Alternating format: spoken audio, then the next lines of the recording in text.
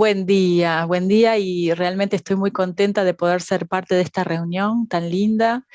Eh, Realmente es una honra para mí y siempre que uno estudia la palabra de Dios, la primera beneficiada es una misma, ¿no? Y por eso le doy gracias al Señor por esta oportunidad que me han dado. Bueno, me presento rapidito. Hago un resumen de 60 segundos, más o menos, de mi vida. Yo soy Paula, estoy casada con Pablo hace 21 años y tenemos 3 hijos, Santiago de 19, Natalia de 16 y Emily de 13. Así que tengo bastante trabajo acá con 3 adolescentes que llenan de color mi vida. Estamos en Palabra de Vida, San Miguel del Monte, acá sirviendo al Señor. Y bueno, estamos felices de poder servir en lo que el Señor nos pone por delante, ¿no? Mi esposo en la enseñanza de la palabra, yo trabajo en la parte administrativa acá del instituto, también en la consejería bíblica, y somos miembros de la iglesia local La Paz de San Miguel del Monte, también sirviendo en lo que se necesite. Eh, Estamos muy contentos y bueno, eh, felices de servir al Señor y de enseñarles a nuestros hijos, sobre todo, el vivir por fe.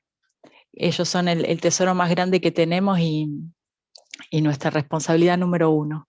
Así que soy una mamá a tiempo completo prácticamente. eh, y bueno, cada día necesito la sabiduría de Dios, como cada una de nosotras, para poder vivir la vida cristiana, ¿no? Y el tema que el Señor en su soberanía permitió que yo estudiara en este tiempo es busquemos una manera de confrontar sin ofender. Eh, Muy lindo, muy interesante, muy desafiante. Y esa manera que tenemos que encontrar es a través de la palabra de Dios. No hay otra manera. Eh, Sabemos que la vida cristiana es un camino hermoso, no siempre fácil. Ahí escuchaba el testimonio de Graciela y hablaba de que no siempre todo es color de rosa, hay momentos difíciles, hay momentos lindos, pero en este camino hacia la patria celestial tenemos la bendita compañía del Señor. Eso es lo que nos sostiene, el que nos guía, el que nos levanta cuando caemos, el que nos fortalece, y es una aventura la vida cristiana, porque a veces nos imaginamos que, no sé, va a ser de una cierta manera, pero no, el Señor tiene otra manera, y siempre todo lo que Él permite es para nuestro bien, ¿no? Él tiene propósitos. Eh, pero bueno, en este camino de la vida cristiana va a pasar que puede ser que tropecemos, ¿no? Eh, Puede ser que tropecemos nosotras, y de hecho tropezamos porque somos pecadoras, somos mujeres que amamos al Señor, pero todavía obviamente cometemos errores, ¿no? Y también vamos a ver a nuestro alrededor personas que tropiezan. Eh, Algunas de estas personas por ahí enseguida se van a dar cuenta, enseguida van a reconocer, pero otras no. Algunas personas va a pasar que se van a alejar del camino, lamentablemente, o que se van a endurecer. Y como decía Graciela, también es triste ver las consecuencias, ¿no? Que el pecado y las malas decisiones traen en la vida. Pero ahí está el ministerio de confrontar, que la Biblia lo llama amonestar, y la palabra de Dios en el Nuevo Testamento sobre todo está lleno de exhortaciones de animaos unos a otros, consolaos unos a otros, edificaos unos a otros, amonestaos unos a otros. Y amonestaos unos a otros tiene que ver con eso, con que veo que el hermano cayó, me doy cuenta que el hermano cometió un pecado X, y ahí estoy yo para mostrarle el error al hermano y ayudarlo a levantarse, ¿no? De eso se trata la confrontación. Y bueno, a través de estas reflexiones de la palabra de Dios, pero a través de mi corazón, me gustaría en esta mañana que me acompañen a Romanos capítulo 15, versículo 14, que va a ser el pasaje principal. Vamos a ir a otros pasajes también, pero me gustaría que me acompañen acá, porque aquí encontramos lo que el Señor dice en cuanto a cómo amonestar sin ofender. Y en Romanos 15, 14 dice así, dice, pero estoy seguro de vosotros, vamos a ponerlo al femenino, ¿sí? Estoy seguro de vosotras, hermanas mías, de que vosotras mismas estáis llenas de bondad, llenas de todo conocimiento, de tal manera que podéis amonestaros las unas a las otras. Bueno, y esta palabra amonestar significa poner en la mente una verdad bíblica. Significa también llamar la atención suavemente, advertir o corregir gentilmente. Esto quiere decir amonestar, que está muy relacionado con exhortar. Amonestar tiene que ver más con corregir. Exhortar tiene más que ver con ponerse al lado de la persona para ayudarla en el proceso. Está todo conectado. Aconsejar, confrontar, amonestar, exhortar, es parte del ministerio de restaurar a un hermano, y todas somos llamadas a eso. Pero hay condiciones para que nuestro confrontar sea sin ofender, como es lo que vamos a ver en esta mañana. Hay condiciones que tenemos que cumplir para poder hacerlo a la manera de Dios. Y bueno, si bien la enseñanza bíblica es preventiva, la amonestación es correctiva. ¿Y a quién le gusta confrontar? A ver, yo sé que no, las mujeres que estamos acá en esta mañana somos mujeres que estamos en el camino del Señor, servimos al Señor, estamos activas en el ministerio, pero yo les hago una pregunta. ¿A quién de ustedes le gusta tener que confrontar a una persona? ¿Acaso no es algo incómodo? ¿Acaso no es algo muy difícil? Y hay excusas para no amonestar. Yo les voy a decir algunas. No me gusta, prefiero no hacerlo, ¿cierto? Otra puede ser, no quiero quedar como la mala. Otra puede ser, voy a arruinar la relación. Otra puede ser, no me quiero meter, es su vida. Algunas excusas para no amonestar. Sin embargo, la enseñanza bíblica es clara. En Romanos 15, 14, acabamos de leer, dice que de tal manera que podéis amonestaros los unos a los otros.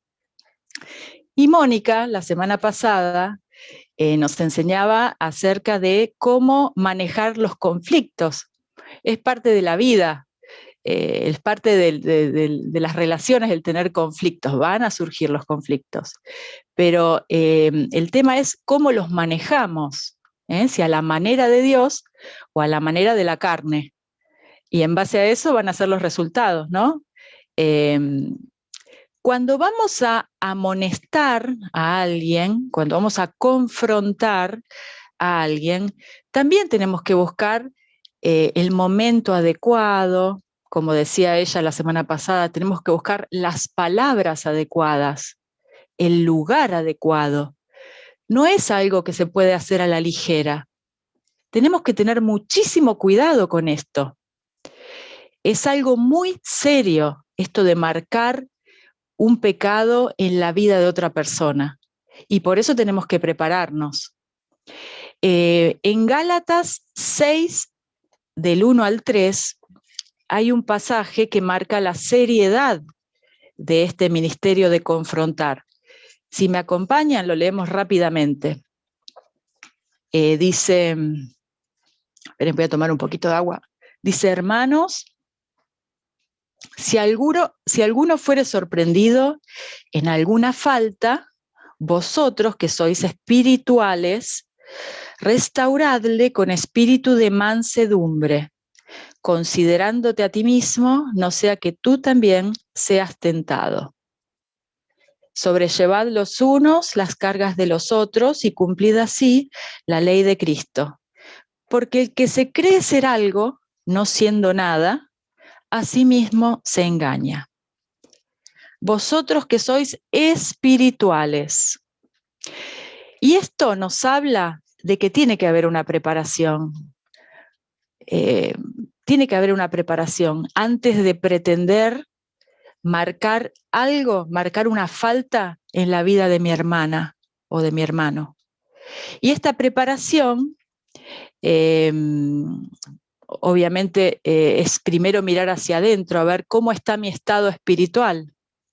En el Salmo 139, versículos 23 y 24, me encanta ese pasaje porque el salmista dice, examíname, vamos a leerlo así, no lo cito mal.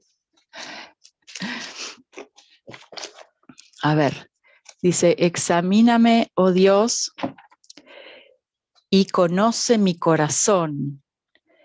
Pruébame y conoce mis pensamientos, y ve si hay en mí camino de perversidad y guíame en el camino eterno. Entonces, primero mirar hacia adentro de mi corazón, a ver cómo estoy, si hay pecado en mi vida, y si lo hay, confesarlo, purificarme, arreglar las cuentas que yo tenga que arreglar con el Señor primero. Es muy importante esto. Y obviamente orar por la persona, con la que quiero hablar, orar para que el Señor vaya preparando el terreno de su corazón para la palabra que yo le voy a decir. Es muy importante esto porque es un asunto muy serio esto de confrontar. No es que se puede improvisar una confrontación así nomás en la calle. No es así. Es algo muy, muy serio, muy importante. Bueno, y entonces en este pasaje de Romanos 15, 14, vemos dos requisitos para poder amonestar a alguien. El primero es, ahí cuando dice que vosotros, estoy seguro de vosotras, hermanas mías, de que vosotras mismas estáis llenas de bondad. Bueno, ¿qué es esto de estar llenas de bondad? Bueno, la bondad es una cualidad moral de ser buenas y de buscar lo bueno. Es fruto del espíritu la bondad. ¿Y cómo brota la bondad en la vida de un creyente? Justamente por el espíritu, por estar en comunión con el Señor, por alimentarme de la palabra de Dios diariamente, por llenar mis pensamientos de la palabra, por hacer las correcciones necesarias para vivir conforme a la palabra. Y de esa manera brota el fruto del espíritu. Es algo que crece, que se desarrolla en el corazón. Tenemos que estar llenas de bondad para poder confrontar a alguien. Y la bondad, estar llenas de bondad, implica mansedumbre. Y la mansedumbre tiene que ver con el trato, cómo trato a la persona, cómo le voy a marcar eso que el Señor pone en mi corazón, marcarle. La mansedumbre implica entonces autocontrol de mis emociones. Tengo que marcar sin enojarme, sin indignarme, sin resentimiento, sin avergonzar a la otra persona. En 1 Corintios 4:14, el apóstol Pablo dice que les escribe no para avergonzarlos. Entonces, tengo que tener mansedumbre en el trato, tengo que elegir muy bien las palabras que voy a decir para poder cuidar el corazón de la otra persona, sin ridiculizar, Qué importante esto. Y también sin hablar en tono condescendiente, que ese es el otro extremo, ¿no? Bueno, no pasa nada, está bien, no minimizando. Entonces, llenas de bondad implica mansedumbre en el trato. También implica compasión. Y si la mansedumbre tiene que ver con cómo trato a la persona, la compasión tiene que ver con cómo veo a la persona. En Santiago 5, 19 y 20, se los leo así rapidito, dice,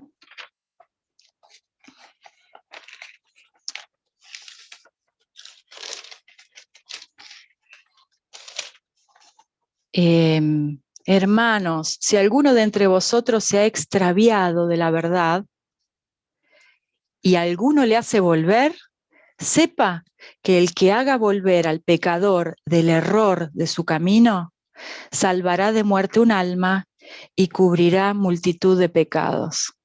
Qué hermoso tener esa sensibilidad, esa compasión de querer rescatar a la persona de su error, porque sabemos las consecuencias que trae el pecado, sobre todo cuando es una persona joven la que está cometiendo, creyente obviamente, ¿no? Una creyente joven que se está metiendo en algo que sabemos que va a terminar mal. Qué hermoso poder tener esa compasión de querer evitarle a la persona el fracaso, querer evitarle la ruina de su vida, tener ese ojo compasivo, ese corazón de querer rescatar a la persona del error y traerla de nuevo al camino. Eso es compasión. Y llenas de bondad implica entonces mansedumbre en el trato, compasión en cómo veo a la persona, pero también implica imparcialidad. Imparcialidad. Y esto tiene que ver con cómo juzgo a la persona. Porque a veces puede llegar a pasar que soy muy dura en ver los errores de las personas lejanas, pero soy muy blanda en ver los errores míos o de mis hijos o de las personas que están cerca mío. Entonces, la bondad, llenas de bondad, tiene que ver con imparcialidad. Y en Mateo 7, del 1 al 6, hay un pasaje donde el Señor Jesús mismo habla muy duramente en cuanto al tema de juzgar a los demás. Y está el famoso pasaje de que si alguno, a ver, lo voy a leer para no citarlo mal. De nuevo, a ver. Mateo 7, 3, dice, ¿y por qué miras la paja que está en el ojo de tu hermano y no echas de ver la viga que está en tu propio ojo? Tenemos esa tendencia humana, ¿no? De ver enorme lo que hace el otro, terrible, pero si lo hago yo, no es tan terrible. O si lo hace mi hija, mi hijo, no pasa nada. Ojo con eso, llenas de bondad. Esa es la primera condición para poder confrontar. La segunda es llenas de todo conocimiento, dice Romanos 15, 14, llenas de todo conocimiento. Y aquí se refiere llenas de todo conocimiento de la palabra de Dios. No puedo amonestar, confrontar por cualquier cosa. Si voy a marcar algo en la vida de otra persona, tiene que ser un pecado. Tiene que ser algo que está yendo contra la palabra de Dios o contra los principios bíblicos. No algo que a mí no me guste, o no me gusta su manera de ser, o no me gusta cómo se viste, o no me gusta esto o aquello. No, no, no. Tengo que estar llena del conocimiento de la palabra de Dios. Y si voy a marcar algo, que sea algo fundamentado en la palabra de Dios y con la palabra de Dios. Es muy importante eso. Estas son las dos condiciones, llenas de bondad y llenas de todo conocimiento de la palabra de Dios. Y en cuanto a llenas de todo conocimiento de la palabra de Dios, es tan importante seguir luchando cada día por tener un tiempo de comunión con el Señor. Aún si ya tenemos muchos años de creyentes y ya hay cosas que las hacemos de taquito, es tan importante cada día ir a la palabra del Señor para poder tener una comunión viva con Él, una palabra fresca de parte de Él para la necesidad de mi corazón. Porque de esa manera voy a tener siempre algo para compartir con las personas que Dios ponga en mi día. Y voy a tener esas semillas que voy a plantar en el día. Es tan importante seguir luchando por madrugar un poquito más, por tener un tiempo de lectura de la palabra de Dios. Y a propósito, paréntesis, toda la vida tenemos que estar leyendo la palabra de Dios de una manera sistemática, aparte del tiempo devocional que podamos tener. Leer la palabra de Dios de Génesis a Apocalipsis. Y el día que terminamos, empezar de nuevo. Y que cada día de nuestras vidas estemos meditando y estudiando algún pasaje. Porque esa es la manera de que vamos a poder estar llenas de conocimiento. Y antes de pasar a la parte práctica, que es, creo que no sé si lo más importante, pero lo más útil, digamos, ¿no? Para nuestras vidas hoy, quería hacer una salvedad en cuanto a que cuando confrontamos podemos ofender si no lo hacemos bien, si no lo hacemos llenas de bondad y si no lo hacemos lleno del conocimiento de la palabra, pero también podemos herir de una manera sana. ¿Por qué digo esto? Porque Proverbios 27:6 dice: fieles son las heridas del que ama. Y si amamos a la persona que vemos que está pecando y nos preparamos, oramos por la persona, vamos a la palabra de Dios, buscamos la guía del Señor, su poder, el pasaje bíblico apropiado, si lo hacemos a la manera de Dios, esa herida que le vamos a infringir va a ser una herida limpia, una herida que va a molestar un poquito al principio, pero es una herida que va a sanar y que va a dejar tal vez una pequeña cicatriz, pero que va a ser un testimonio de un cambio hermoso. A diferencia de cuando confrontamos mal, de una manera carnal, de una manera pública, terrible eso. Esas son heridas que se infectan, esas son heridas que generan resentimiento, porque no son a la manera de Dios. Fieles son las heridas del que ama. Y bueno, después de haber visto las excusas, después de haber visto la enseñanza bíblica, quiero mencionar dos ejemplos bíblicos de dos personas que confrontaron, uno mal, el otro bien. Y son ejemplos muy conocidos. El primero es Elí. En primera de Samuel 2:12 encontramos acá el relato de los hijos de Elí, ¿no? Que dice la palabra de Dios en el versículo 12 que eran hombres impíos. En el versículo 17 de primera de Samuel 2 dice la palabra de Dios que ellos, el pecado que cometieron era terrible, ellos menospreciaron la ofrenda para Jehová. Pero en el capítulo 3:13, para las que toman nota, no vamos a leerlos directamente porque si no se va mucho tiempo, pero en el 3:13 dice que Elí no estorbó a sus hijos. Él no los confrontó cuando fue el momento, él pasó por alto el pecado de sus hijos. Y estos hombres fueron realmente un desastre, fueron una blasfemia para Dios.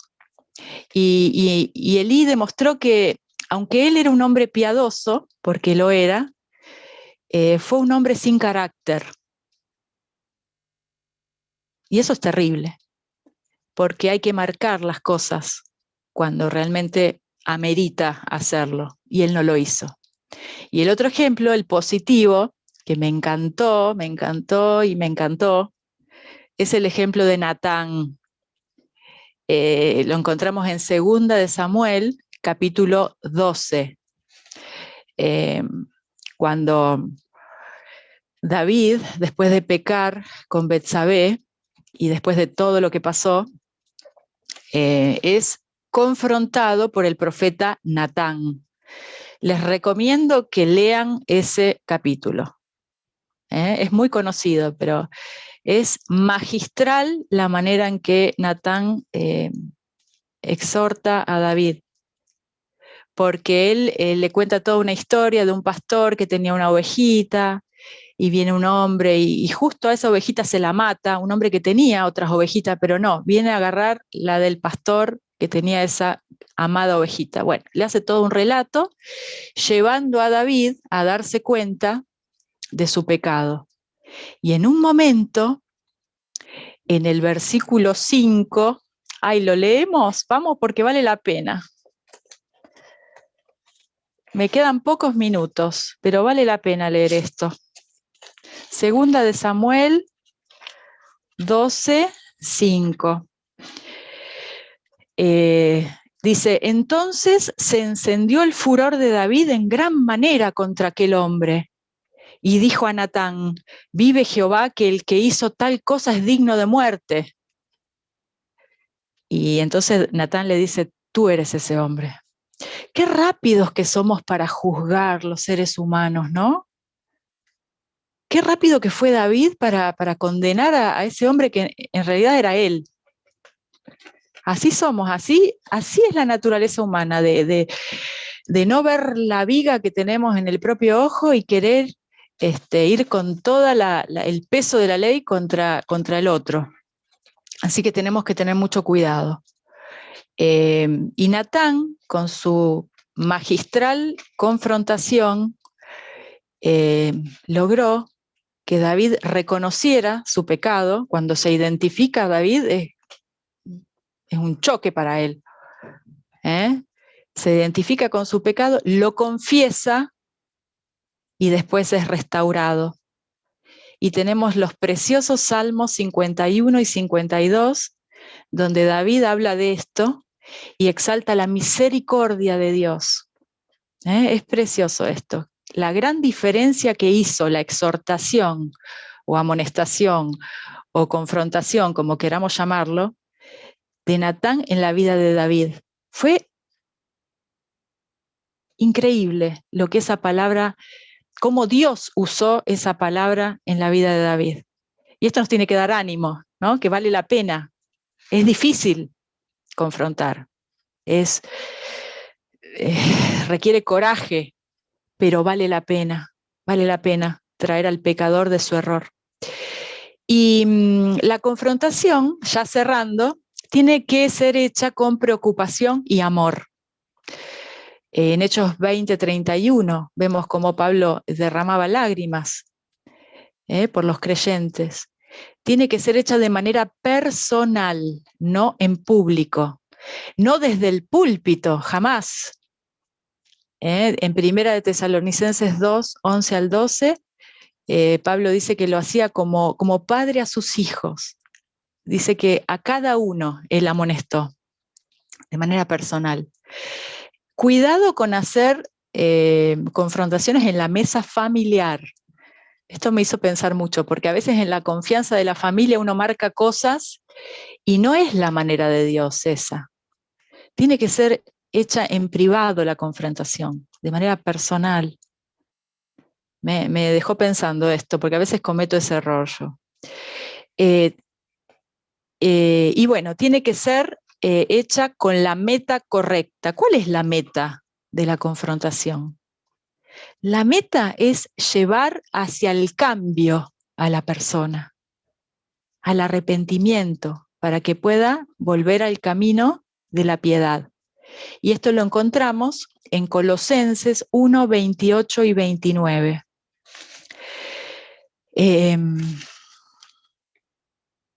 Bueno, se los dejo para que lo lean ustedes. Es precioso acá ver cómo Pablo quería servir a los hermanos, confrontarlos para que ellos llegaran a ser perfectos. Acá no habla de perfección humana, porque no la hay la perfección, pero tiene que ver con ser completos, con ser íntegros.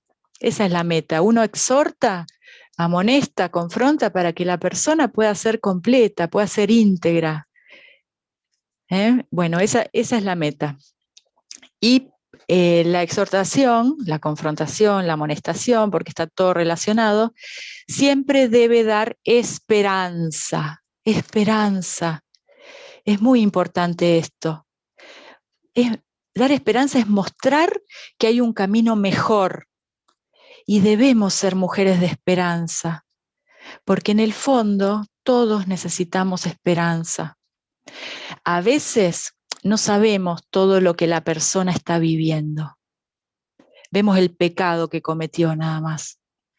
A veces ese pecado que queremos marcarle es solo la punta de una maraña de hilos enredados de situaciones y consecuencias de otras situaciones, de pecado, de malos manejos. Y hay que saber escuchar. Hay que tomarse un tiempo con la persona para hablar, para ganar su corazón, para poder empatizar. Qué importante esto, como decía Mónica el sábado pasado, saber escuchar y ponerse en los zapatos de la persona. No minimizando el pecado, porque el pecado no hay que minimizarlo, hay que llamarlo con nombre y apellido como Dios lo llama en su palabra, pero siempre dando esperanza, esperanza de cambio, esperanza de bendición en el Señor. Miren, las personas que viven pruebas de larga duración necesitan esperanza. Las personas que viven pruebas especialmente difíciles necesitan esperanza. Las personas que arrastran una carga que no les corresponde llevar necesitan esperanza. Las personas que están decepcionadas por situaciones que han vivido necesitan esperanza. Las que han fracasado, las personas deprimidas, las personas que han sufrido situaciones destructivas en la vida necesitan esperanza. Y siempre tenemos que incluir la esperanza en la confrontación, porque eso es lo que hace que la persona desee volver al camino. Y ahora cerrando, porque ahora sí cierro, quiero que volvamos a Romanos 15, 14, donde empezamos, y que miremos el versículo 13. Dice así: y el Dios de esperanza os llene de todo gozo y paz en el creer, para que abundéis en esperanza por el poder del Espíritu Santo. Qué hermoso deseo, ¿no? El Dios de esperanza nos llene de todo gozo y paz. Y esto también es fruto del Espíritu. Entonces, volver a examinar nuestras vidas, a ver cómo estamos. ¿Cómo estamos?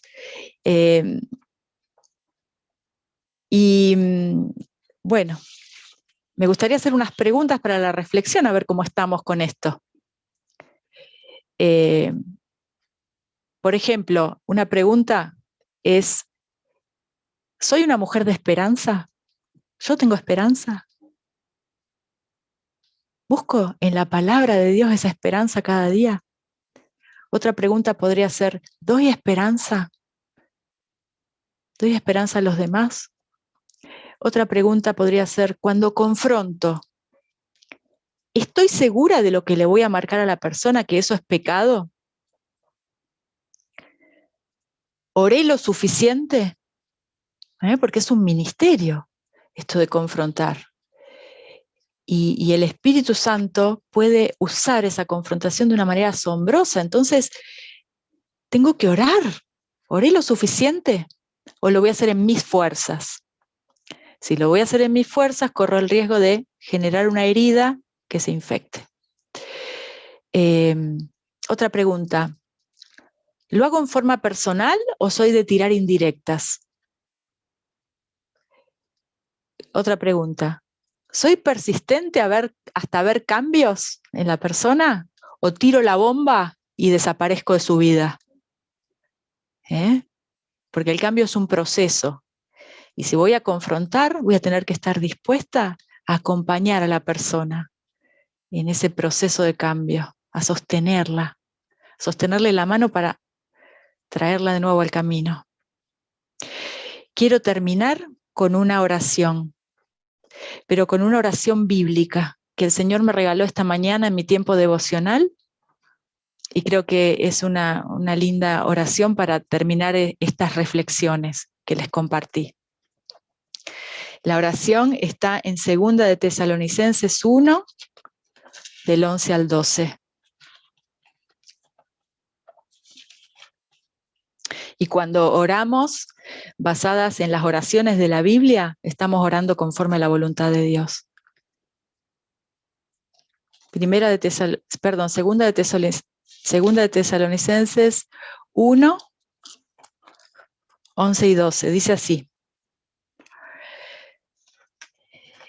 Por lo cual, asimismo, la voy a adaptar un poquito, ¿sí? Voy a personalizar este pasaje.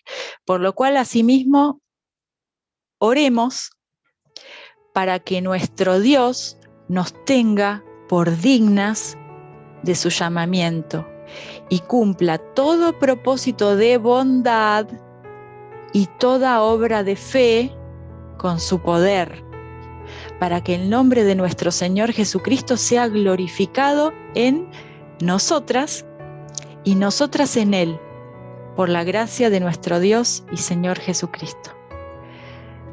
Que podamos ser, queridas hermanas, mujeres dignas del llamado que Él nos ha hecho, podamos vivir vidas en integridad, que podamos cultivar cada día ese fruto del Espíritu, especialmente la bondad, para poder ser canales de bendición a personas que están necesitando esa palabra de amonestación. Con su poder, como dice acá el versículo, no con el nuestro, con su poder, el poder de la oración, el poder de la palabra, que en definitiva es la palabra la que va a obrar en la persona, y que nosotras podamos de esa manera glorificar el nombre de Cristo a través de nuestras vidas. Ese es mi deseo, ese es mi desafío y esa es mi oración en esta mañana. Así que muchísimas gracias, hermanas, y bueno, que el Señor les bendiga y les dé sabiduría para poder confrontar en amor, en bondad y en todo conocimiento cuando el Señor se los marque. Así que gracias, hermanas. De esta manera cierro.